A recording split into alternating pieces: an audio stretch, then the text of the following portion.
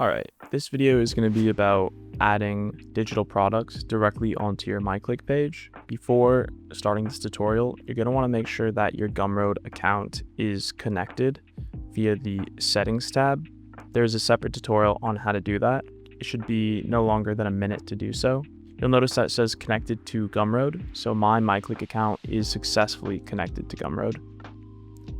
I'm going to go back to my dashboard. I'm going to edit an already existing mycliq page, and you'll notice on this page that I have a link titled products, but it doesn't do anything yet. So let's find this specific link. Okay, I found my products link where I want to add my digital products. I'm going to click enable subpage, and then I'm going to toggle enable Gumroad products. This will have a drop down that will allow me to click and select all of the products that I have available via my Gumroad account. So I'm just gonna click on some of my free guides. I'm gonna click save selection. That'll say 3 products selected, which is great.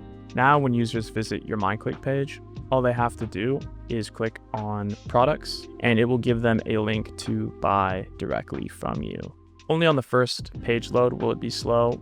Afterwards, it will load your products extremely quickly. Now a user can just click buy now and it'll direct them to the purchase page. That is it for adding digital products to your mycliq page. If you're confused about how to connect your Gumroad account to your mycliq page, just go ahead and view that video. I'll link it down below.